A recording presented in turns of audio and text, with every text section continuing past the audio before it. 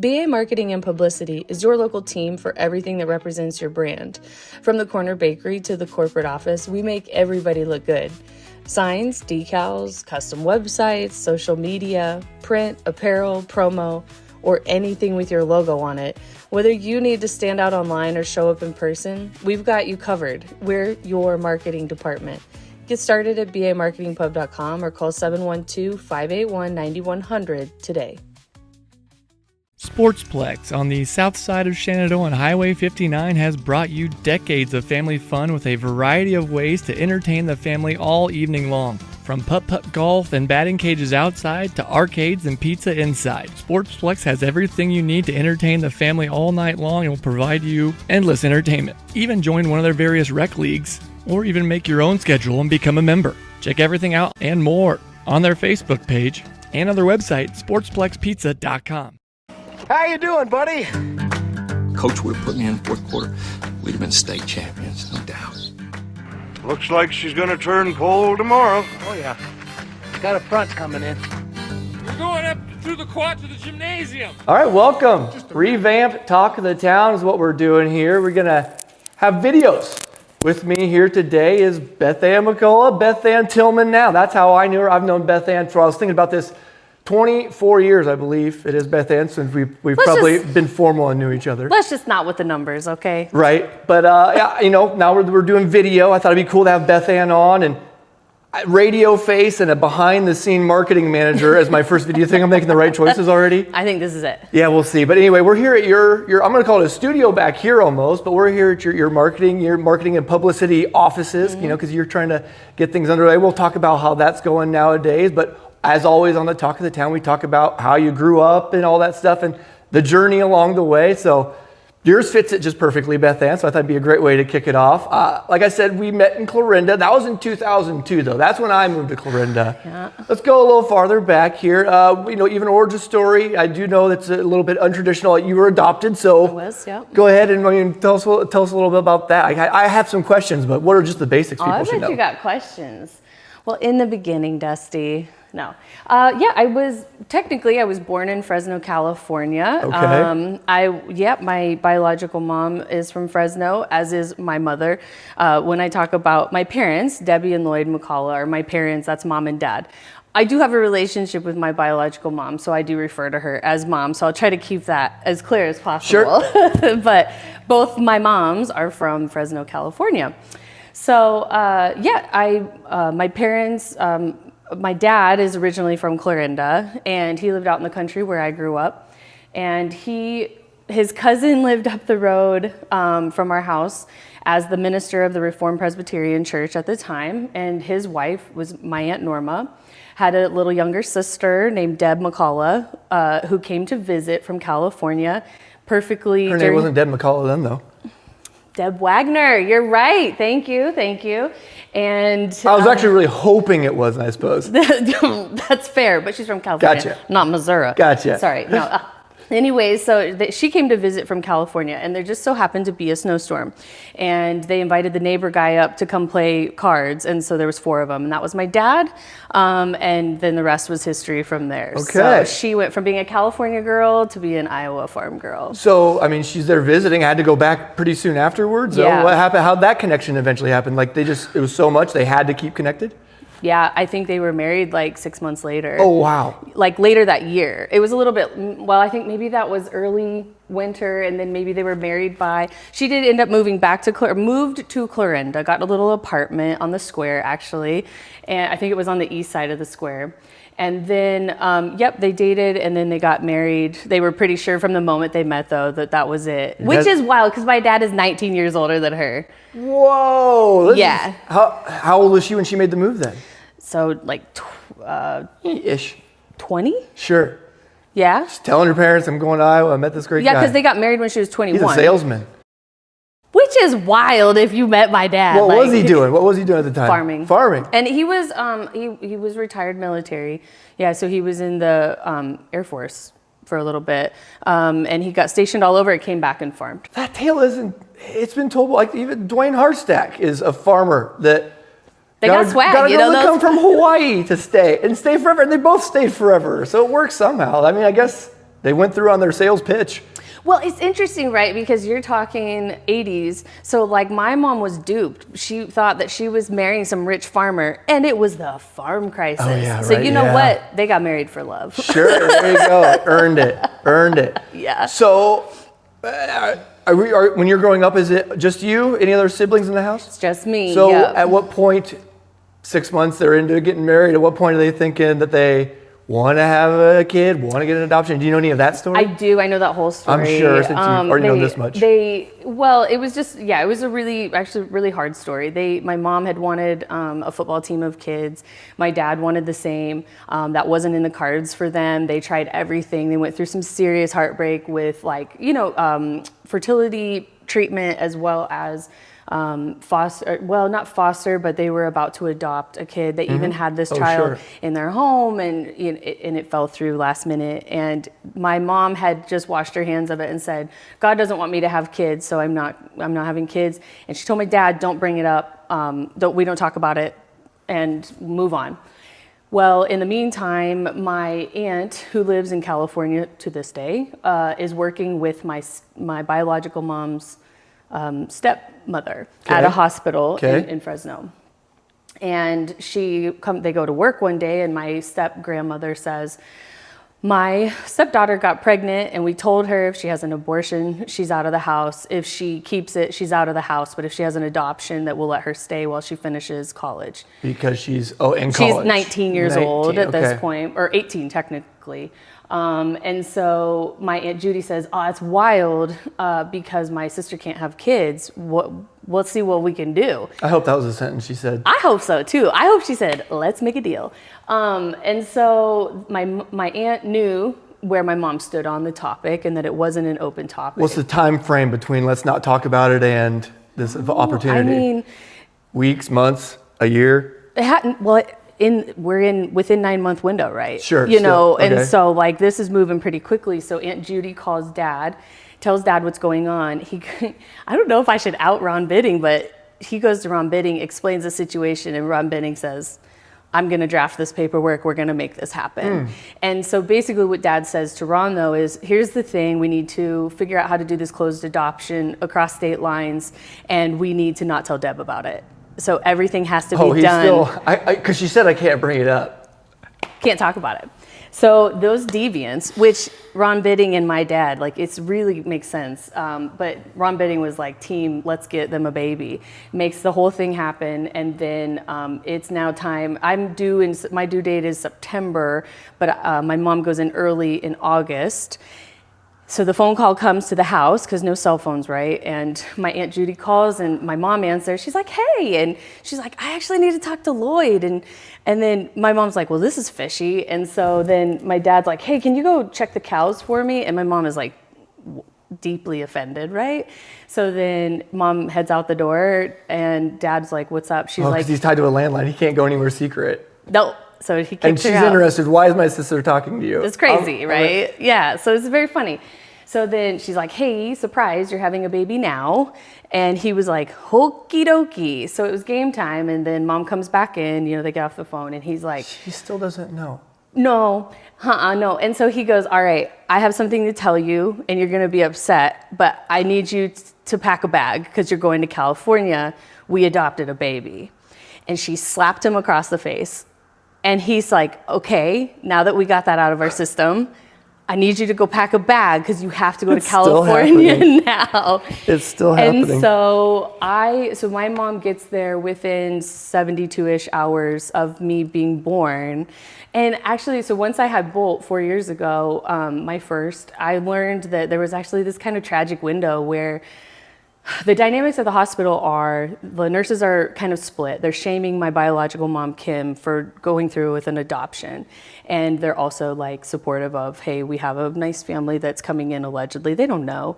So some of the nurses behind the scenes feel like if they can convince her to keep her baby, they'll do it. So they put me within earshot to let the newborn cry because she didn't want trigger everything. Yeah, and so here I am, a newborn, not being held because they don't want us to bond, crying in the other room, and my poor mother, Kim, has made this totally selfless decision, and she's having to listen to that. So it's just crazy, heartbreaking. So does does your aunt, Jane? Judy. Judy, she works at the hospital? Yeah. So in like admin, yeah. Oh, not as a nurse. No. Gotcha. No, So no, they're both like I was wondering if there was like, accounting. yeah, I didn't know if there was a No, line and this is a drawn. huge hospital. Sure. Actually, I don't think they're the same hospital. I think they work in a different one that I'm born in. Okay, sure. I think. I could be wrong, but still, I don't even know the that nurses it's are the same. dividing her, and obviously they're. Yeah. It's got to be tugging at the strings of natural motherhood. Yeah, and I mean, you're talking a 19-year-old, her firstborn, all the things that she's gone through, and just an odd time. And I was a party favor of sorts, so like all of these things, there's a lot of strange circumstances around it. But anyway, so then my mom gets there, and she's like, "Where's the baby?" And they put her in a broom closet with me. And so, and then the rest is history. We were in California for a few weeks, and then we come home. So, and I've been an Iowa girl ever since, and an only child. Wow. Wow, that is a crazy story that when you said, let's not talk about it anymore, I literally thought it'd be so funny if he just didn't until he made the moves. Were you literally alive or just on your way when they did get the call? I think she was in labor. Okay. Mm-hmm. That is. Yeah, it's a lot. Quite a beginning. Well, and here it gets a little bit better too. So this was a closed adoption. She was like, I just want to move on with my life. Sure. And she was, I believe at that time, even dating her husband now. Like, so she was in like a serious relationship. They were friends at least. She knew her husband. I call him my. But that's not the biological That's not my dad. father. Gotcha. That's not my dad. Nope. I'd claim him all day, every day. He's the best. But so she just wants to move on with her life, closed adoption. And in the parking lot that day, one of the days that I'm in the hospital still, my mom, Deb's parents, are in the parking lot in their RV. They live in Fresno already? They live in Fresno, just waiting in the wings to go meet their new grandbaby. And also my step-grandma and her husband, my biological grandfather, they're there, are also in the parking lot. And there's like a fire drill, so a bunch of people are out in the parking lot. And the two sets of grandparents strike up a conversation. And they figure out that they are there for the same baby and exchange phone numbers. But because I like the cut of your jib type of thing? Like, they are both like deviants. Both grandparents are like, we gonna do what we want to. And so they exchange information. So I grew up my whole life knowing my biological grandfather and my step-grandma and thinking they're these really nice people who spoil me that we visit when we go out to California to visit Not my knowing grandparents. truly who they are, though? Not until I was like 12. So you go out and visit them? Would you visit? Well, we'd be visiting my grandparents, and what we would say, hey, we're there. Friends were there. And so they would take me to the zoo, and they would buy me suckers, and they would spoil me. And I met my cousins, I met my aunties, like I met all sorts of these people. Everybody knows that I'm their blood relative except me. So yeah, it was really fun. I have your mom? I have no. Okay. So here's the catch. Then what? I don't want to cut. Oh, No, I guess I no. want to cut you off. She has no clue. Oh, that you ever visit? She has no idea. So Does she still live in Fresno? Yeah, and I want to say has she moved yet? At some point, everybody moves. She moves to Oregon, where she still is, and then grandparents moved to Denver. And so you're 6 to 8 years old. Does she have her own family? Other My family sister, now? my half sister and half brother. My sister's 18 months younger than me. Okay. So she shortly thereafter gets married, has my sister, has my brother, and we're all very close. All love. It's all good. So, but when I find out my grandpa's dying when I'm 12, my biological grandpa, and my mom and dad, and I always knew I wasn't adopted or biological. I knew something was up. I guess that was question number one is Like, how did your parents approach? Yeah. How old were you? So they didn't ever would say, what was it like when I was born? And they would be like, we'll explain that later. So they left it open as much as I was like mature enough to handle. Okay. And then when I was 12, they said, okay, you know that really nice man that you go see? That's your grandpa. You were adopted. That is when he's passing. And he's dying, and we're gonna go see him. And so 12 years old? Yeah. And so I'm like, what? Sixth grade? Yeah. You're 86 and 86? 87. Yeah. Okay, so you'd be in 7th grade. Yeah. If you're 12. If you're Yeah. Okay. Because if you're a year younger than I was. Yeah. Same grade though. Yes. So what month are we in? Are we in summer or are we in school? Are we in the school? such a good question. Sure. I think it had to be summer. Okay.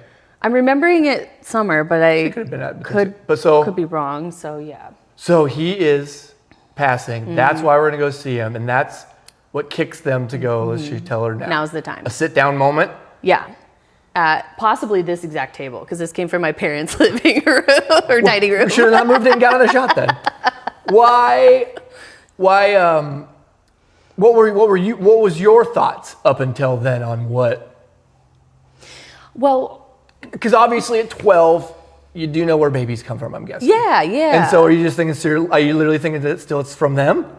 No, I think I know. Something's up? Because there's also like a thing that I have not heard a lot of people talk about when it comes to being adopted, and that is the absolute like undeniability of nature versus nurture. Like I am naturally a very sarcastic, a very like dry, very silly person. Okay. And my mom and dad are just kind. And they're just happy, and I can be a little, melancholy, like, and so I was like, why am I so different? Especially like you're talking prepubescent, like you're starting to try to figure out who you are, that kind of thing. So just in those last few years, I'm like, I'm different. You just can't put your finger on it. Yeah, and so I'm starting to really notice those things.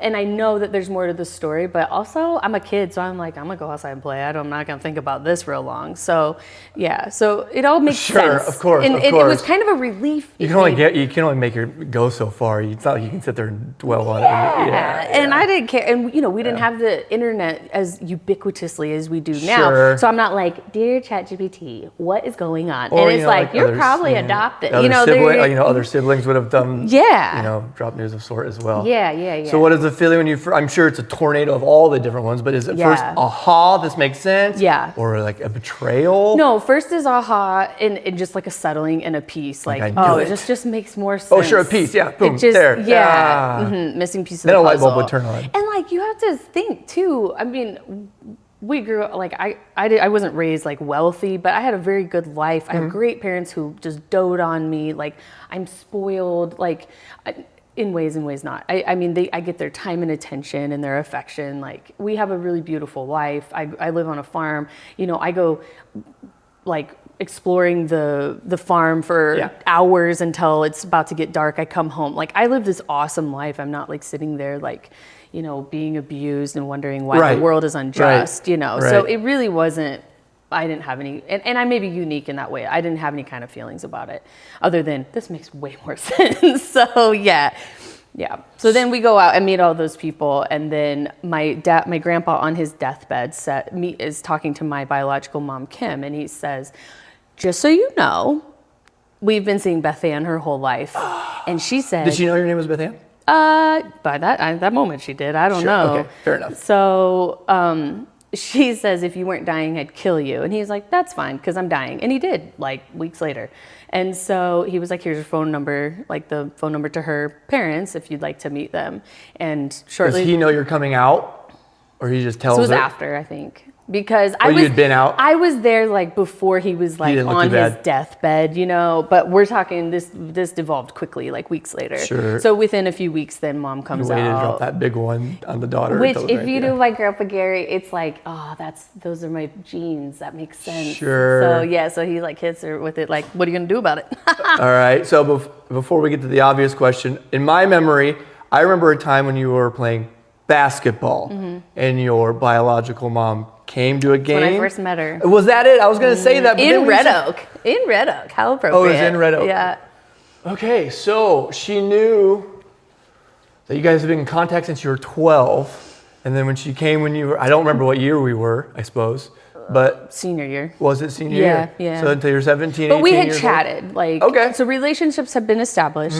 She established a relationship with my mom long before that time, where mom was like, let me see if you're trying to get your kid back, kind of thing. Sure. Because in that day and age, and really still to this day, courts are going to favor biological parents for the kid. So if she had suddenly changed her mind, my mom had a contingency plan to Mexico. Can I assume that's why that one before was they tried foster and then it didn't work because at the last, I've heard of it. I know people that. And that was straight up the parents, tale. the courts, all the things were like, yep, this is what we're doing. So. So then she just vetted her kind of figured out I'd rather just have a relationship, which I mean, I'm sure it didn't take long. Yeah. So that was the first time. I thought maybe that was the first time she came to let you play ball, as I recently thought about it. But yeah, I have a vivid memory of like all the way across the court seeing you guys. That's so random. Yeah. I That's just remember crazy. it. I just remember it was a huge moment for a friend of mine. So I mean, it's unreal to definitely remember it. But yeah, so that was the first time. That's crazy. That's what we have a lot of funny memories around basketball games because I remember when you told me someone hit my car. Really? You go from the sideline. I do. Oh yeah. Oh my goodness. And I was like, seriously? And you were like, hopefully it wasn't me, but yeah. Oh no, wow, it wasn't that's you. crazy. You were just telling me someone That's hit good. it. That's good. I was hoping you were gonna have some of these today.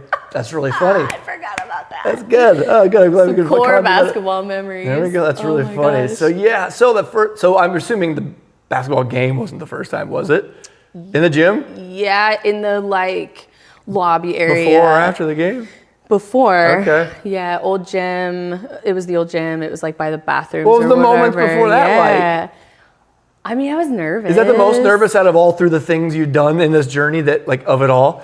Let me rephrase. Rather, maybe not nervous, but anticipating. Like I was, because I was really. It's all fluttering. It's like you get all these answers, but you haven't seen like a person to it, you know? And so I was like. Pictures, nothing?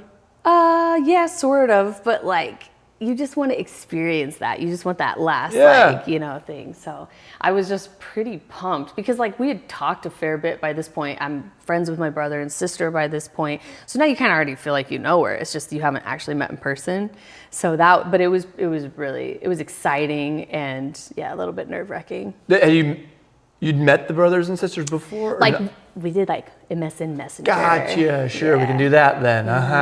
Okay, all right. Yeah. And what was the what was the instant like set sights on? Anything like I do look like her, I don't look like her, anything like that, lady, or is like any other puzzle pieces come together? The rest of it, right? Like you're like, oh, that's me. That we're the same. We're the same, and we sound the same, and our mannerisms are the same, and yeah. Was there an embrace? Yeah. And I felt a lot of compassion for her because I have nothing to lose in this situation, right? You're extremely mature in this whole situation. You can tell that from when you were talking about 12 and like how you immediately said like, I feel bad for you. I'm sure you even understood of all of it. You know what I mean? Yeah, but she was so nervous, and I was like, don't be nervous. Like we're all, I don't know. Obviously not going to be, saying any specifics here, but how much did it help having a peer of yours almost go through that same thing of helping understand what your mom went through? Because we knew someone that got, pregnant in high school. Oh. Which is, you were front row center for that. Did that help you? Yes. Yes, all the things. Yeah. You were like, and you, like I would never say, I don't have disparaging thoughts towards my biological family. I do not. We've had our own ups and downs because it's its whole own playbook of how to do social transition, like how to do life changes, how to do first marriage and first grandkid, and there's a whole separate set of rules for all that, right? But as far as when you think about like that classmate, it was like, you are so pumped to see that this gets to stay together. Right. That, oh, really? Like you had that thought? Oh, yeah. Wow. And you kind of course, I guess. always think it, and again, I don't mean it in a like, oh, I have resentment. I don't. But like, there's something about a baby and its mama that it's like when everybody's on the same page, like there's a little bit of magic that happens and all is well with the world. Or when that perfect adoption happens and this is the best situation for everybody, there's a little bit of magic that is brought into the world, right? So, so it was like, it just felt good to like rally around being able to support and see that happen. And not to mention she's a great mom and she has great kids. So. I mean, what's crazy is like, I'm hoping opinions and stuff are shifting when I'm saying like, it feels like, probably in the mid 80s happened to her, shunned a bit, obviously looked down upon. My opinion nowadays is she's just unlucky.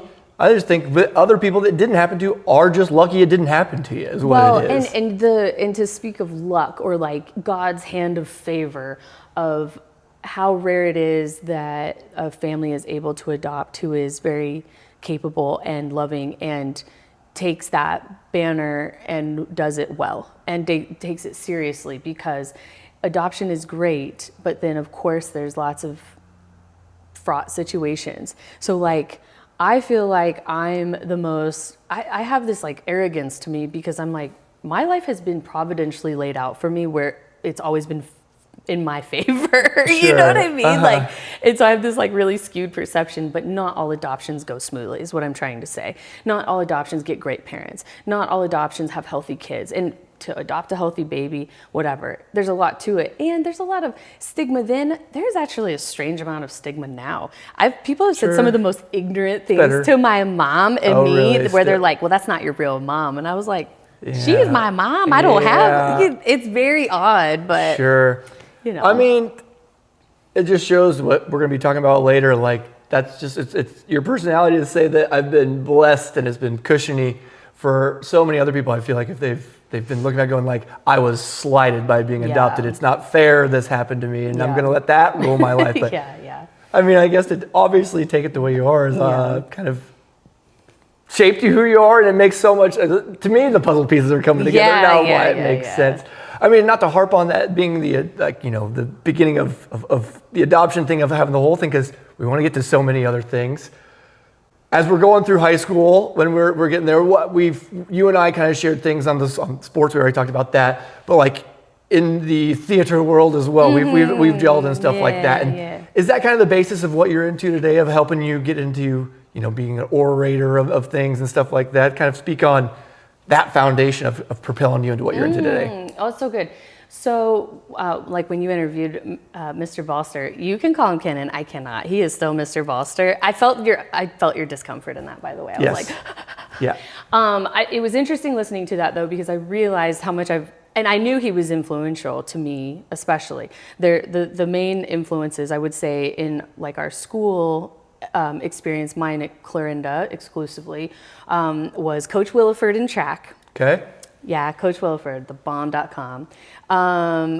I had Vaughn for a short period as a basketball coach, Vaughn Hiring, also like another important person. And then Mr. Aldrich and Mrs. Aldrich and Mrs.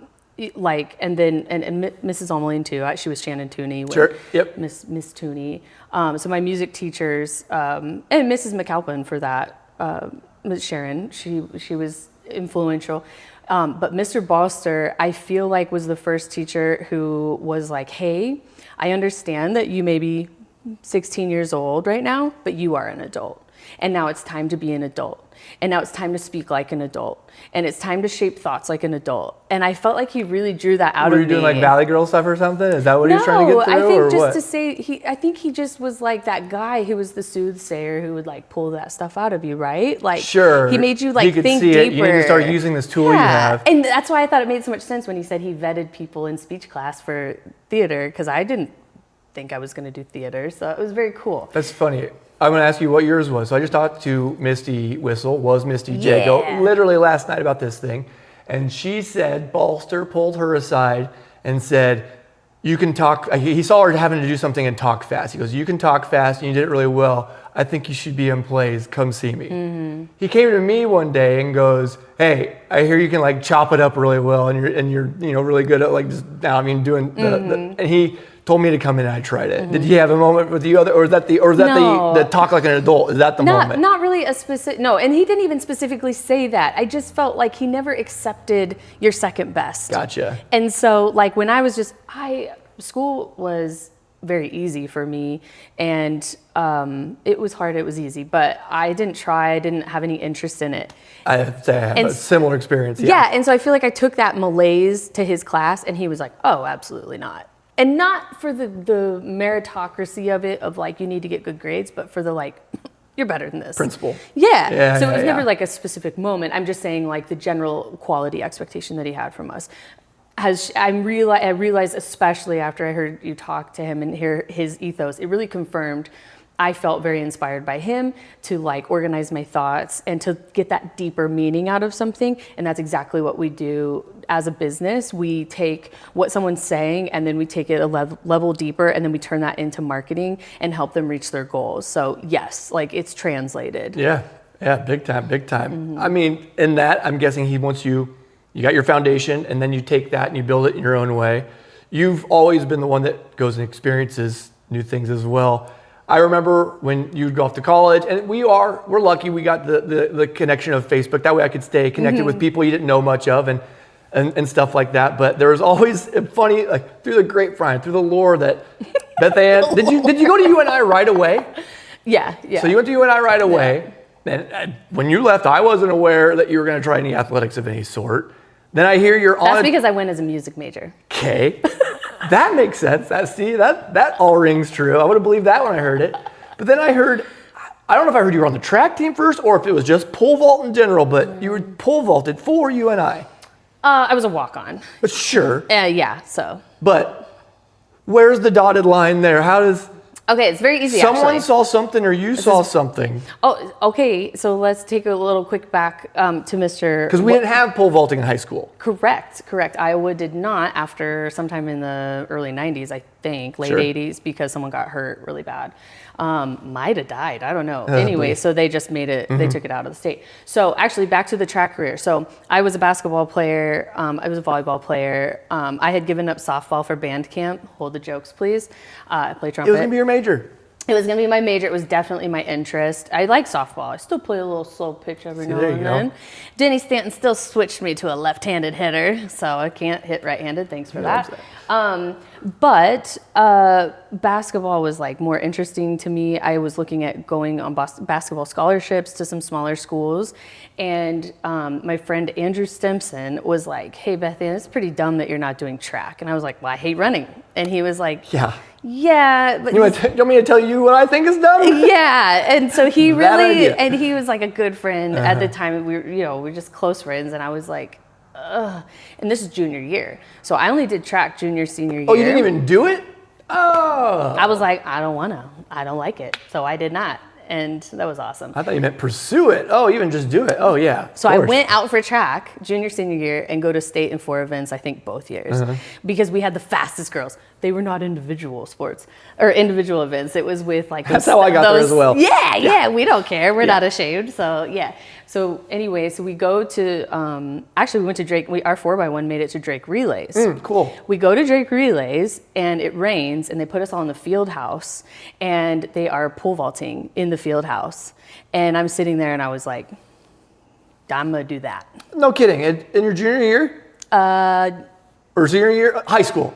You saw it. One of them, junior or senior year. Oh, cool. And I was like, nah, I'm gonna do this someday. Why? Just because, running and jumping through the air like a lunatic. I don't get it. Like, scared the crap out of me. Like, I don't understand how you do it. But I did a bunch of tumbling and gymnastics, so I didn't really have like that fear of heights or like flipping through the air. That thing was like very much speaking to my soul. I was like, yeah, and I might have adrenaline issues. Did it just linger always then? Yeah. And I mean, I didn't think a ton about it, but I just was like resolute when I saw that. And then I go to UNI as a music major. Actually, I was like one of the top scholarship recipients for the incoming class. Okay. I had stage fright so bad, I couldn't even play for my like professor. I was like shaking. And I had just reached such a like performance anxiety peak. I went to my first rehearsal. I was like, these people are nerds. I'm out of here. And they were like, yeah, you'll be in rehearsals about 20 hours a week. And I was like, no, I'm done. I can't play. My lip quivers. I'm not having fun. And I quit. And there went my scholarship. There went all of it. And I was like, I'm going to go do track. So I asked if I could walk on. They're like, yeah, right on. And they were like, what do you want to do? And I was like, kind of want to pole vault. And they're like, have you ever done it? And I was like, no.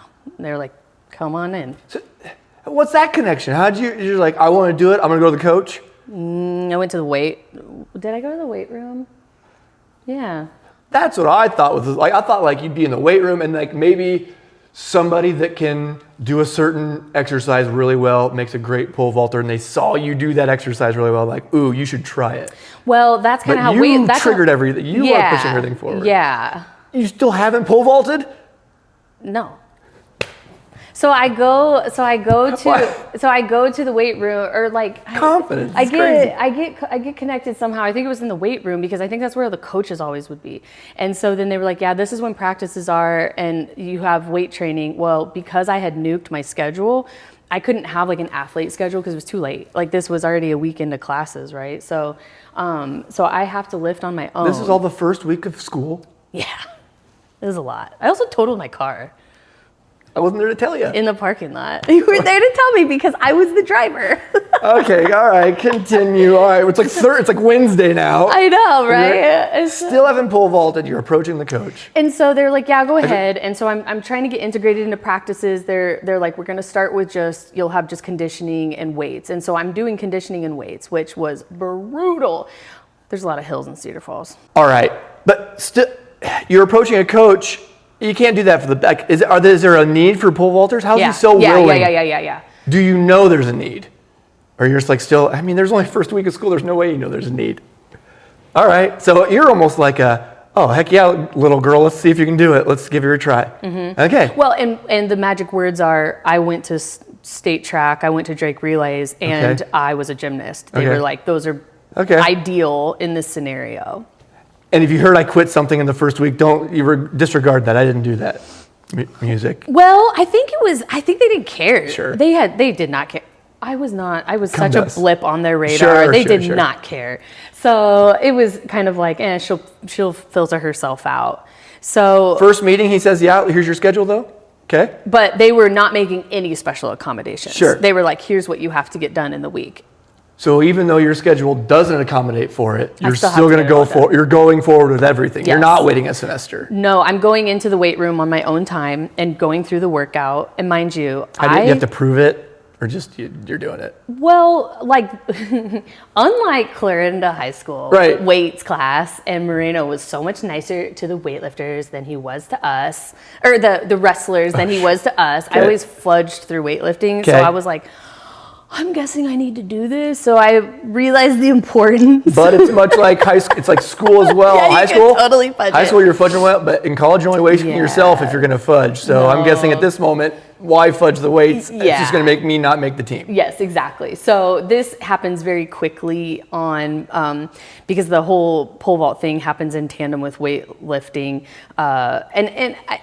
just a long story short, because it's not really that interesting. I go to a cool pole vault camp in Abilene, Texas, with one of the really good pole vaulters from Finland, and he becomes a good friend. It's very cool. I'm guessing it's way more form than you'd imagine.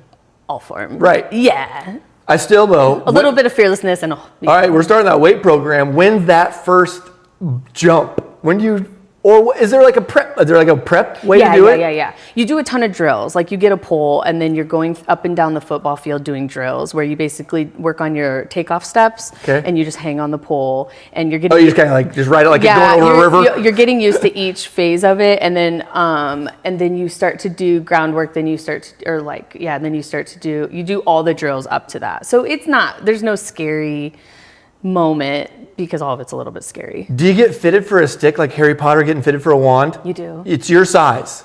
They have resistance. So they're like, if you weigh 150 pounds. They're all the same size, it's just the resistance? There's lengths and resistance. So just get the longest one, you'll go over it. If you have enough force to get you there. Because here's what happens, Dusty, if you don't. It rocket launches you backwards and you land on the hard surface, regretting all of your decisions. Cool. Yeah. That happens to people? Oh, yeah. Oh. Because it just yoinks you straight back. And the ground is very Is there no avoiding that? You got to find what your best...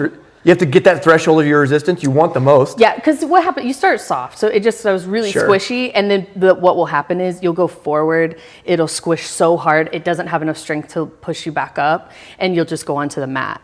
But once you get to that sweet spot of where it has enough tension to actually give you extra lift, it also, if you do not execute correctly, will lift you backwards through the air. Do you ever have it where it's like you're at the top, you're like, no. Yeah, but most of the time you'll go forward onto the mat. Can you control that or not? Like a little bit, like, come on, and the mat basically grounds you, because it comes back. But when it goes bad, it hurts. My mom said at South Page when they were in high school, they had pole vault and they did it onto tires. They'd put tires and they'd put a tarp over it. That was their mat. Oh, ouch. 1980s South Page. Can't imagine how people got hurt. It's wild. No kidding, right? It's a mystery. So are you nervous on that? I mean, if you've been doing practice runs, you're probably not nervous for that first one. Yeah. It's probably even an easy weight or an easy height. Yeah. You start with bungees and all that. So it's a very, very easy to work in thing. But let me tell you what. Is it meeting expectations? Is it what you thought it was? Yeah. Cool. All right. So exciting. Are you good at it right away? You kind of good at I it. was pretty okay, but like I was also in a 1AA school. Like I'm going up you're against going like some real. so I'm top irrelevant. Like this is all for my own like funsies, you know. Like I'm doing nothing for this team. Sure. It was very funny. Is there there's no other pole vaulters? None? Actually, no. There were a bunch of men, but Sure. no women, and that was it. They didn't have any women doing Okay. it. And then I got to tell you, somebody else who would be really fun to talk to is Danny Stipe.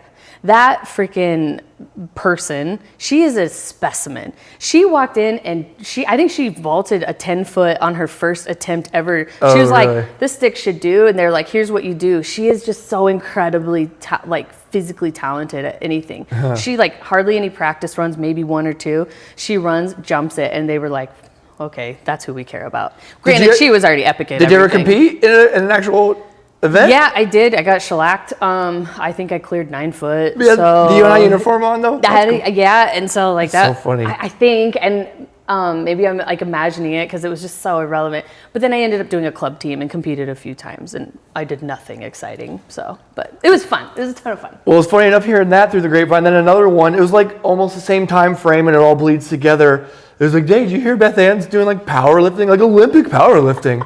I'm like, I don't think that's true because I heard she's pole vaulting. So I don't think that can be a thing. Unless one of them's not true. I would believe pole vaulting's not true. I could erase that part. Yeah. But then I heard that and then it ends up being true. It was true because in the midst of doing weight room workouts on my own because of my messed up class schedule, I'm going through my list and there's like the head strength and conditioning coach, Jed something. Of the track team? Of the football team. Okay. That's his domain. And so he's in there and I'm doing a squat workout and I'm trying to get to a 1 rep max. And I was like, okay, so from what I understand of a 1 rep max is you go until you can't. And so I'm now cruising through 125, 135, 145, and he comes out and he's like, what are you doing? And I was like, I don't really know. I just know I'm supposed to do a 1 rep max. And he pulls my stuff off and like puts something big on. And I was like, oh, I can't do that. He's like, well, you just did a whole bunch. He's like, just do it. And I do that. And he was like, put some more on. And I don't remember what the weights were. So he did what I thought the pole vaulting was. He saw Yeah, something. he was like, it's funny when you think back on it because he just watched me suffer for like a good 20 minutes on going through 1 rep. And Just to warm up. so I think the first time I ever actually go to do a squat, I think I did like a 165 or something, maybe more. And he was like, that's pretty good. And I was like, okay, I don't know. Like it means nothing to me. So I write it down. And then he was like, I'm going to introduce you to one of our master's program strength and conditioning students. He's like, I think you should think about competing in weightlifting. And I was like, lame, sounds boring. And I met, and You don't jump over anything? yeah, I was like, you do what? But then I meet Scott Edson, and he's just like, he becomes a brother immediately. He was just kind of that neutral ground of my crazy collegeness that I needed. And he was good Iowa, Northern Iowa boy. And he was like married, and he was like, all right, you nut, let's just focus on this thing. Sure. And I end up just kind of kicking butt in that. And he's like, I think this is your sport. What year is this? 2007. Of school though, so what? Junior year. Junior year, so a little more I think fun. I've kind of like, yeah, I think first 2 years But are you on the track team that whole time? first year I do track team, second year I do club only, and then, but I'm still doing the weights all through that. So I had gotten connected and it took me a while to make the jump. Because obviously you had to keep continuing to work out otherwise. Yeah. So, and then we go. And so is he wanting you to focus on one weight because you're good at it, or you're trying to be a well-rounded? Who? Your coach, like the strength coach. No, he was like, he's like, so it's a lot more, this is pre-CrossFit. So this is a lot more popular. We're talking Olympic weightlifting. Yeah. You do clean and jerk and overhead snatch, horribly named. I don't know why. You compete in those by weight class, by sex, by weight class. You get 3 attempts at each one. It's just those 3 lifts? Those 2 lifts. Oh. Clean and jerk is 1. Oh. Snatch is 1. I knew those were the 2, and I thought there'd be others. You train in everything. Yeah, so I didn't know if you knew that. So the competitions are those 2. Clean and jerk is when it's from the shoulder width off the ground to your shoulders above your head. And then the other one's Snatch all the is way up. straight overhead. You're underneath it. You have to hold it for so long. You have to be in control. Yeah. Okay. Yeah. So So he's explaining, like, hey, there's a bunch, this is really popular up here because now we're getting into like hockey area, and where hockey territory is, this is a lot more popular because it's a really great like explosion training. So then we start going to little local meets, and I just like clean house, and I'm wearing a track singlet and tennis shoes. And there's like weightlifting shoes and weightlifting singlets, and it's embarrassing that these people lose to me because they're very serious about it. I was going to say you felt embarrassed. I'm like, yeah, but think if you had the proper equipment. Yeah. Think if I was using an actual bat. It was cool. Yeah, it was a lot of fun. So the training is everything. Which one are you better at? One or the other, clean and jerk, other than the overhead snatch? Yeah, I'm like, my upper body's disproportionately stronger. So yeah, so clean and jerk. So my best were, and mind you, I was competing at like 120 pounds. It was all in kilograms, so it gets a little confusing. Sure. Oh yeah. So I was about 120 pounds, and I had a 55 kilogram snatch and a 65 and 85. Sorry, 65 for snatch, 85 for clean and jerk. Sure. I don't remember. It's been a while. Well, how many? Do you remember how kilograms? You didn't compete 2.2 to 1, so it's basically double that. Jeez. Okay. So I'm putting over your significantly over my body weight. Wow. And crazy. I'm like a yeah. Where do you have to go for competitions? Yeah, like Wisconsin, Michigan. More up in hockey town then. Yeah. So those kind of areas. So once college is done, that phases out. That's what kind of just ends that. No, actually, so I quickly become nationally ranked, and then I have the potential. I'm nationally ranked, not to mention North American ranked, and then I have the opportunity to drop weight classes and be like world contender. And so not high, but like as an early career, it means I have a lot of blue sky to like get there. And so then we start to talk seriously about getting to the 2012 Olympics, because it's going to be a pretty easy qualify for the US. So all of a sudden the whole conversation changes dramatically. But what has to happen is that you have to basically perform at a series of sanctioned events. The events have to be at they're usually pretty far to travel to. So now I've competed in Arizona and Reno and and Chicago. And so this whole thing started, and those were close. Do you those were easy to get to. Like pre-register for them too and get in? Is that hard to do? Well, you have to be registered as a with the league But you just have to hit so many a year. Yeah, it's more of like qualifications. Kind of parallel with that, what Rosie's Ironman experiences were. It's really similar. Yeah. Her and I have like very similar kinds of things. So you don't just post one on the board and you're in. You have to have done it at certain like domestic, international, internationally sanctioned events. So now I'm on the track of my numbers say that I'm a contender. And then we have to start the circuit. So are you way young? Are there like girls? No. Does that not help having it? Oh, okay. No. Aren't the males like if age helps, doesn't it? Like I think if they're pretty old, it kind of doesn't. That's not a bad thing. Yeah, it doesn't hurt anything. The women gets a little weirder, not to be weird, but like because then their bodies kind of start to change. Like, their hips can change, some stuff, or even after kids, like you may lose some strength in your joints that you can't recover from. So you're not too. I was just wondering if you're like intimidated, like there's like grown women. No, it's not like that at all. I guess they're all your size too. Yeah, you're in the Munchkin squad, right? It's all these tiny little women. Are you the lowest? Is it the lowest weight?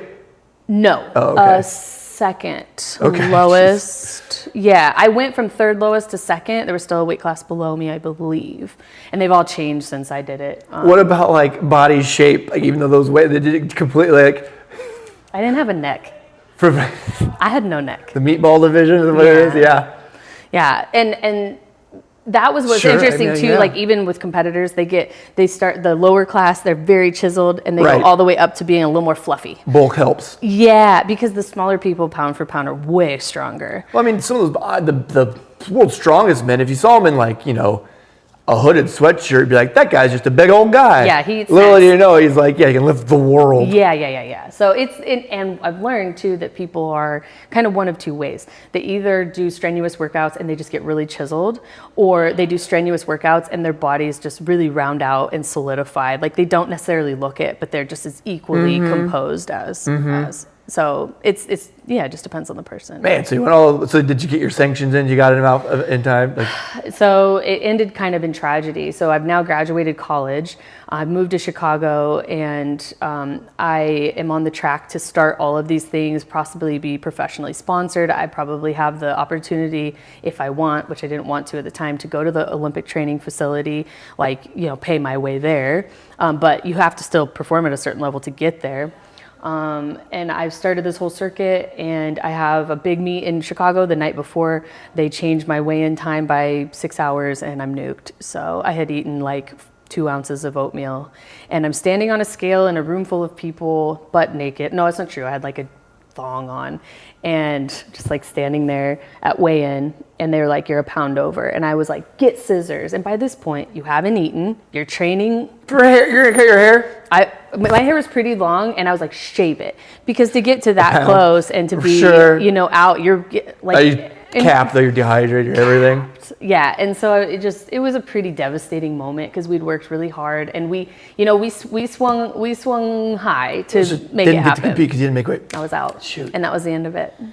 And I could have kept on, but it was the most devastating failure that I'd ever experienced. And it was all over a few bites of oatmeal and a time change, So it was my fault. It didn't matter. Those extraneous things didn't help, but Sure. the failure factory that started was pretty hard to overcome. Because, like I said, my life had been pretty good up to that point. I'd had easy wins all along. So to just get nuked like that was pretty hard. And then at that same time, my dad has cancer, and a lot's happening back here, and I'm starting to feel like maybe this life isn't for me. Well, I mean, if I know you and I know your character, you're not going to let that dwell on you too much. I'm guessing you're taking a failure, learning from it, new chaptering it. What is next? What's that propel you to then? To come Yeah, home. I'm guessing you're pretty good at turning the page. It was hard. I will say that was the hardest part, and I think another thing people don't talk about enough is what it's like to fail and how to get through that. Sure. I mean, it's good. It sucks that it's good for you, but yeah.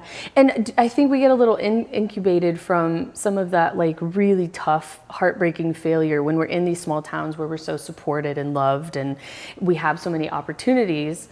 I think that we can get kind of, we forget how hard the world is. And that wasn't even white girl problems. Sure. Silly, when you think about it. But it was gutting. And so I'm pretty nuked by this point. I just feel like a total loser. And I was I have this degree in long-term care. So I was and my dad was going to Mayo for treatment. I was let me just go home and regroup. So I move home. I'm home with my parents for a couple weeks before they go up for a few months for him to get treatment. And I start pouring concrete for Cale Plowman. And that's what I did for, 6 months or so. wow. Yeah. And then I Didn't know that one either. And then I start working at the chamber. Also, I would do overnight jobs, grinding, polishing jobs, and then go back to the office at the chamber. And that's where my real love for local business started. Which propels this, because we got to get to this. We got the marketing publicity we got here. I mean, tell us how that started. What triggered it? What did you get? What did you get yourself into? Yeah, so the chamber made me love small businesses. It made me realize how much talent we have around us at any given moment, just serious experts in different things. And then I do work in long-term care for a short period. I realized 24/7 calls are not for me because, it's just high stakes. It is life or death in long-term care, right? And so it was hard. And then I get really burnt out long-term care. So I moved to Africa for a year, and we don't even have to talk about it, but I see the insides of a NGO, it was a Christian mission organization, and seeing that you can create a lot of promotion and awareness of the work and get buy-in from people stateside with no marketing budget. You can tell the story and you can create awareness, and it's a biblical principle. You have not because you ask not. So there's a lot of people suffering trying to serve people overseas with the purest of intentions, and they have no budget and they think they're helpless when really there's so many free tools. And I learned in that place to make things happen out of nothing. And then I'm there for a year, I come back, I get hired to do marketing at the hospital. So now I've done grassroots marketing for assisted living, because as the director to open one and run one, you have to learn marketing basically, other than the assisted living. Right. But the filling it is step one. So I do that at the hospital with a huge budget where you basically do whatever somebody wants at that moment. It's much better now. Like there's more data, there's more ways to justify your spending, and I start to learn how to be effective on a message and on a goal with a huge budget. So now I've done marketing with nothing. I've done marketing with a lot, and I remember all these small businesses I used to work with. I think that I can tailor a solution to help all those people make money, save them money, make them money, and like do it better. I mean, I assumed it came from something you said. There's a need for this. Yeah. I know how to connect those dots. Yeah. So that's, I mean, obviously that's what got the ball going for you. That like more is not more, because you would see people just make unnecessary mistakes, and it's like, hey, let's be effective, and also seeing how hard people work for their money with small businesses locally. So yeah, that's where that passion grew from. Also, obviously, building clientele's the name of the game of it. I mean, what's that? What do you have to say on that? Is it challenging, natural? Testing all of it. I think I'm not good at lying, and I'm not good at being fake, and I can be a little weird because of those two things. And so the relationships I have, I would like to say, are pretty genuine. And maybe I'm wrong. Maybe I don't even know what I'm talking about. But I had these people like Alyssa McGinnis and Nick Bosley. As soon as I say this is what I'm doing, they were like, hey, come help us.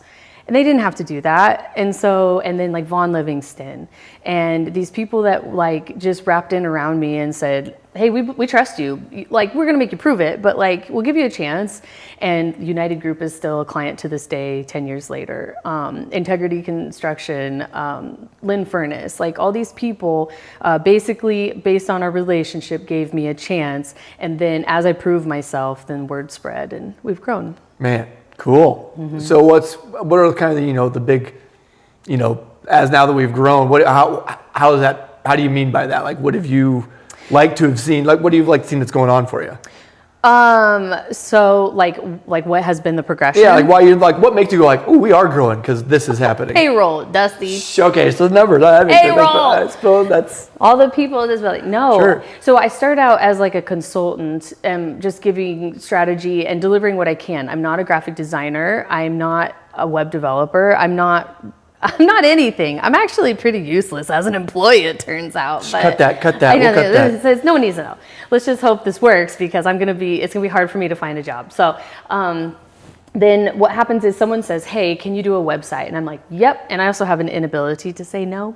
So I was like, yeah. And then I leave and I start messaging people that I'm friends with, that I know something. And pretty soon we're doing websites with my friend in Oregon. So it's as clientele grows, as what you offer grows, as kind of what we're going at. Yes. Or someone says, hey, I need a new decal. And I'm like, well, I don't do decals. And they're like, well, I want you to do it because you did my logo. So I want you to do my decal. And I'm like, okay. So then I start calling people, and I source a place in Omaha that just from the gate says, we'll wholesale with you, we'll be exclusive. Like, we have such a great relationship from the beginning. They've helped me.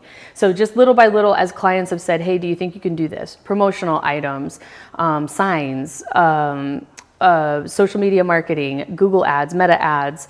Now we're doing high level strategy, and now we're operating, and then we would have to, and then it made sense to switch someone from a contractor to an employee. And then pretty soon we need another part-time employee. Pretty soon that person's full-time. Now we have 6.5 of us, I think. Yeah. And we also have several contractors who 6.5. We got a part-timer. There we go. Yeah. Oh, you're counting Bears a half, maybe. Well, he should count. He's been here for pro bono the whole thing, and yes. Yeah, he has been. Yes, his office is in there. His bed is in there. So in the Venn diagram of you guys growing, and then your personality of taking on new things. Yes. You guys took on the best of Iowa, Southwest Iowa, and that. Same. I mean, what kind of we talked about the other day of what why you started that. I was like, that's so interesting. And so, what sparked you? What thought? I mean, obviously it was kind of dwindling. You kind of took it over, but explain way more than that. Yeah, the newspaper, when it was owned by Berkshire Hathaway, ran that competition, and then they decided to discontinue it. I think, it was after the papers had sold, to my understanding. I could have that wrong. And the competition goes away. Well, it's a large part of our content that we're doing for social media for several of our clients, because they want that meritocracy to be able to say, hey, choose us. And it really helps we start to see it as a tool that's like helping us define, how do we position ourselves? How are we properly marketing ourselves? And not just, what's this promotion? What's this ad, etc.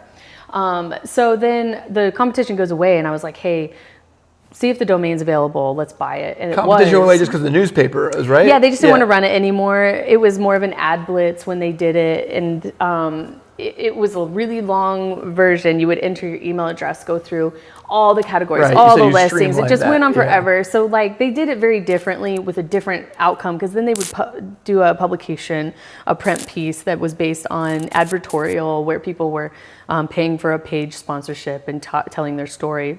Lots of ads. Like we didn't really have that. We sell ads because we got to pay for it. But so we just transitioned it. We just reshaped it, made it all web, because what is also happening simultaneously at this time is we're now starting to, as a society, talk about search engine optimization. How do we get our businesses found with people who are searching? Another obstacle that we're facing collectively is that Clarinda and Shenandoah are both fundamentally different and fundamentally the same. They are totally separate communities, for instance, but yet here we are, we're living in this like contiguous amalgam of a community, you know, like, so when we are residents of what we call Southwest Iowa, we are patronizing all the businesses around. Yeah. Like if there's a good med spa here, we're going here. If there's a good dentist here, we're going to, you know, Clarinda. And we don't just limit all of our commerce and activity to one town. So Google, however, doesn't give two craps about what we call Southwest Iowa. So then I start to ask myself, what is Southwest Iowa? Well, I give it this loose definition. If you meet someone on vacation and you say, where are you from? They say, you wouldn't have heard of it. It's Southwest Iowa. That's basically I-80 to I-35 to the Missouri border, up the Nebraska border. Now, I know that's huge, but you have to think, like, if you live in the center of that, you are probably traveling to all of those things. Yeah, like, I mean, yeah, when I think about that, that's probably only an hour at most, either way. That's it. Everyone's going that way. That's it, absolutely. So in that is like essentially like, it's seeing your peers being validated of this place, like it is Southwest Iowa. It isn't just, you know, if you are an outsider going to that place, you see it like, oh, it isn't just Shan people going to this place. It isn't just, and so in that is, I mean, they obviously don't have to be a client to be in that as well. No, it has nothing to do. It's a little, you know, confusing because people probably think it's pay to play. It utterly is not, but they are totally separate. This was more of like a deeper level of need that we had for our business, and just, you know, like on the one hand, we have paid clients, of course we do. Sure. But ultimately, what drives us is we're really passionate about our clients and about the regions that we're in. Now, we serve well outside of Southwest Iowa, but we're passionate about the community that we live in, and we want to see it succeed. Even if someone hates us and wants nothing to do with us, we want to see them thrive. I mean, we don't want to say hi to you when we see you at the grocery store, but we want to see it do well, because we know your employees get paid, they spend money at our businesses. Like, nobody's really pulled apart, right? Like, you cannot disconnect from someone, like, in another business. So what are the categories? What are the categories you guys are offering when it comes to it? I mean, is it? They're the same. They stay basically the same. So we have, let's see, service, healthcare provider, healthcare service, healthcare providers, retail. There's like community, people. Let's see. Oh gosh, there's 13 of them. Oh really? Oh yeah. Whoa, so vast. Yeah. Yeah. And it covers everything. Sorry. No, I mean, that's fine. Go to bestofsouthwestiowa.com and see everything. See for yourself. We'll touch on that. So what if someone does want to do it? What's the steps they have to take? To participate in the competition? I want that side in my business. I think we can compete in it. It's open to everyone. We send out a press release. We invite everybody to participate. The only thing that we will actually kind of weed out is, say somebody is like from, you know, Omaha or Maryville or whatever, as you to nominate. If someone gets nominated out of state, we're not including that because it's not Southwest Iowa. We have very clear, definitions of our rules and expectations of that. Everyone can participate. It doesn't matter who participates, though. You can be in California and vote on Best of Southwest Iowa. And voting is the way they win. That's how you win? That's how you win. Yep, exactly. So once you get yourself in there and nominated, it's up to you to be the... So the way we move forward nominations is the top 5 move forward, and we include ties, so there can be... Okay. Lots. they're and then going it to be goes like back to zero, and then reroll again. and then we list them, and then it's voting. So we try to keep it as broad as possible so that it was like clear that it's not, pay for play, because there's no component of that. You can advertise on it. You can see the winners and past winners, current winners. We always keep that because we want those search terms to continue to be valuable. And we even recently added hyperlinking on those so that there's some backlinking traffic on the internet that's hopefully going to help Google recognize searchers of businesses in Southwest Iowa with this database, if you will, of information of business listings, the various communities, and the word Southwest Iowa. We're making fetch a thing, because otherwise Google doesn't care that we say Southwest Iowa. And when we define it, when we're marketing as business owners, as us doing marketing, we say Southwest Iowa, and it doesn't mean anything. We're trying to give this an empirical definition so that Southwest Iowa includes the listings of these towns and these business names. So it's a functional tool. I hate to be cliche with it, but like you said, you see someone on vacation and you say that it is almost like, if you know what we mean by Southwest Iowa. Yeah. Yeah, I mean, the reason someone from Omaha would try to get into it is because they don't know no, that's not what we mean. Yes. We don't mean Southwest Iowa people indulge in your business. Yes. We mean the hub, the foundation. Yeah. Literally, if you know, you know. And hey, listen, if someone was trying to reach Southwest Iowa, it would be wise for them to try to reach our market, because that website gets tens of thousands of visits. Like, it has really good traffic on it, but that's not the point. The point is, maybe you didn't know there was this boutique in this town. 100%. And then you're going to go visit. That must obviously be pretty good. Yes, because people are willing to do it. And it's like an Angie's List. Now, I've heard lots of complaints of like, it's just a popularity contest. Well, it's usually the people who complain about popularity contests are losing them. Snap. Well, I mean, it is true. What are we supposed to do then? I know, it's hard. And we are sensitive to that. I am sensitive to that. We don't have time to be subjective with it. Like, we can't go experience everything. No, but what... And even, then they'll complain about the judges not, That's it. I mean, there's in a way, there's like kind of a lose-lose component to it. And we've talked about changing the scope of the competition where it's more of a review system, like Google reviews, and like spreading it out. But then it kind of loses that excitement where we announce at the end of the year, you get to start your year clean, you get to put the badge up in your window, so it's not perfect, but it has, most importantly to Bethann, it has an SEO function it's a tide that rises all ships. Yeah. And so take or leave that's the purpose of it. That's a good point as well. So this was last year's schedule. We have this up here. That's kind of what, nominations started September. Yeah. Kind of runs all the way down when you're announcing winners in November. Is that 2026 kind of sort of hold at the time of year? It'll be very similar with whatever like approximate dates those are. We try to like close the week, I think. So is there anything in, April-ish that people should be doing to... People can actually fill out a directory listing at any time. That's just a service. Again, if you're looking to increase your web traffic, it's a free resource at this time to be able to put your info on there. Maybe we changed it to be paid. Our goal is for it to be paid because it's a really valuable tool. Sure. But you can put a free directory listing on there right now, and that may change. You can sign up for emails to keep a timeline. We don't spam those.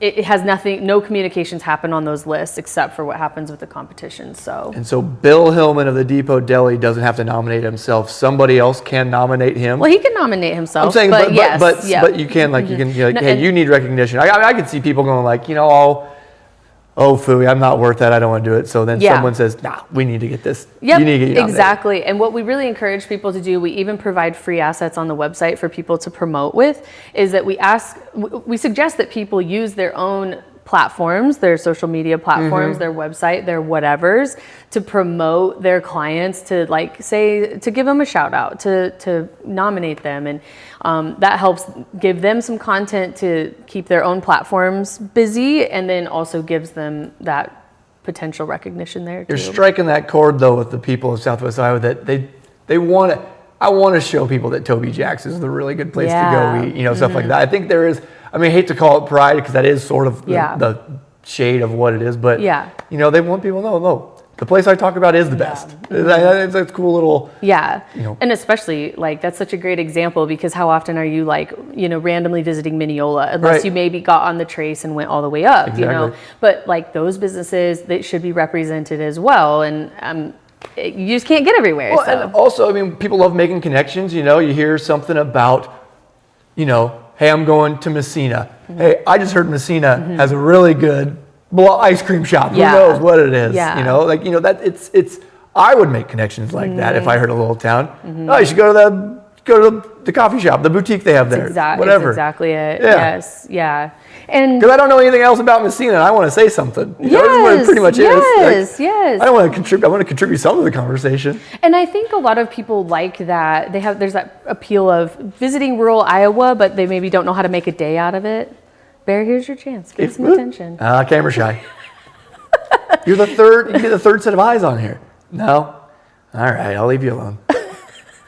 But yeah, so that's kind of the overall. It's meant to be a unifying, helping tool for Southwest Iowa. I mean, I think it was a great idea. And I'm glad you captured it. So far, so good. I mean, it's a ton of work. Like, we don't get rich off it. We barely cash flow this thing, but it does what we want it to do. The growth, the numbers, that tool is the right tool. I know it's the right thing. So, like, we appreciate people's support, and we also welcome feedback. People can add categories. They can add information that they think we're missing. We've added a ton of stuff. We basically take it to we have a focus group that consults in addition to our entire team and some contractors where we just try to, as diplomatically as possible, like say what makes sense. There's been very few things that we have either taken off or turned away. Oh, darn. Do you get a lot of people putting suggestions in? Yes. I want to see some bad ones. Yes. We would probably draw the line at let's say. Getting too specific, is that what they're doing? If Shotgun Genies comes back, I don't think we're going to add a category for best strip club. They would have won. They would have won. Not that I would know. I heard. So I've heard. Yeah, that's hilarious. So we would probably kind of avoid some of. That's cool. Yeah, I mean, good. Obviously, yeah. I'm not going to say there's things. or if someone opens like a questionable adult store, like we're just going to probably stay out of that territory. Not to move off it too much, but we've done past. This is a little bit of present, future. Now we're back here in your offices. What's future stuff? What are you thinking? What are you picturing here? I mean, we're doing some physical changes to the place. Yeah. So actually, it's been a work in progress. We try to do an improvement to just this location, but we are basically max capacity here with the 6 different people working in this office. We've considered extending and adding micro locations at other towns and putting someone there. So we're exploring that and where those potential extensions would be and who would man what. So that's really what's on the horizon for us. Is probably you guys are tucked in the southwest of Southwest Iowa. So yeah. So we're northeast of Southwest Iowa. Well, east, right? Yeah. East for sure. Northeast, exactly. Des Moines exactly. And stuff like that. No, Des Moines. No. Like you can get clients from Des Moines. Yeah, no, it's true. So yeah, we will probably expand just a little bit. We don't want to do anything that we always want growth because I don't think going backwards is an option for us, and staying the same is going backwards in this industry. Sure. It changes too quickly. So basically growing all of our lines, our promo, our apparel, would just, and Google ads, meta ads, SEO services. Jay Williams has joined the team. He's done an exceptional job at that. It's not something we ever thought would be up his alley, but he asked to do an internship with us and he just absolutely crushed it. So he's really helped elevate us being able to do that more holistic technical service.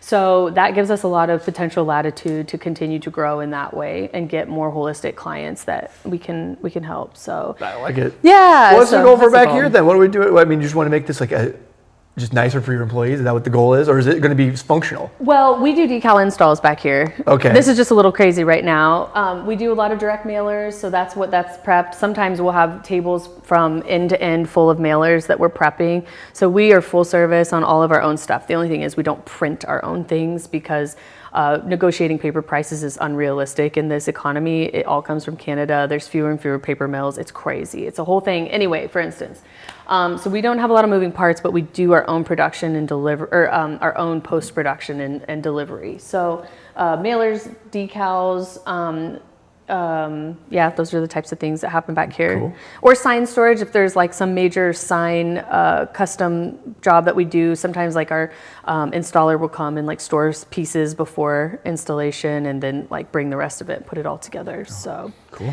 yeah, so there's always stuff in and out of here. Apparel is in and out of here a lot because we do direct ship to all of our clients. We use a regionally local printer and then direct ship to our clients because we expect a really tight timeline. So there'll always be like kind of a warehouse element back here. The last thing is getting the floors to look nice. This is the old Godfather, so that's kind of the last piece. Okay. Yeah. Right. Well, Bethann, I mean, is there anything we haven't touched on yet that you think is pertinent before we? I don't. Actually, there was one thing I wanted to tell you. I had to tell you like a little bit of the why about the business, and you can take or leave this. Oh, sure. But one thing I noticed was that we're winding and grinding it like the corporate jobs, and I was really starting to feel like in my soul I was missing out on life by being shackled to a desk. And so another important part of not only taking care of our clients was taking care of our employees and making sure they get to live the lives that they feel good about. And it's been really fun and rewarding in that way, where I've had these exceptional employees. Like I have to make sure I give them due credit. Like I wanted to create an environment for them that they wanted to work in. I mean, maybe they don't get paid the most. They could maybe make more money elsewhere, but they like coming to work. They like the people they work with, both in the office and client-wise. And I just feel so strongly that like our families need us, our friends need us, ourselves need us. Like I want to see a healthier workforce where people are taking time to smell the roses and do right by their spirits, like, and not just work their lives away. So, we take our work very seriously here, and I couldn't do it without my people. They've let me be a mom. They've let me be a stay-at-home mom part-time. They've made it possible for me to do exceptional work for clients and also get to be a present mom. And like, I just have a lot of gratitude to them, and they're going to get that same opportunity. Jody's she's a mom now, but she's about to have the baby on the outside. So we're excited to have her go on that journey. Cassidy gets married soon. Taylor just got married last year. And Dana is so involved with her family, and Jay too. We're maybe not everybody's cup of tea, but I want it to be known that we love our people top to bottom, like our clients, our employees, but we're here to live life. And like all tides rising ships absolutely, in here as well. we're going to support our clients to do the same, just have good balance. So awesome. We try. The always poignant Bethann Tillman, formerly Bethann McCullough. Thank you for coming on here, being one of the first of the video. So exciting, yeah. It's going to be longer than you think as well. I'm going to tell you right now, you'll be surprised with how long we talked actually. So I'm sure that's true. Couldn't appreciate more you coming on. Thank you so much. And you do a great job. Keep it up. I thank you for bringing the best morsels of people out. Like, this is such an awesome thing. I hope everybody gets on board. I'm not going to leave that. I'm cutting that out. Thank you, Bethann. Thank you so much.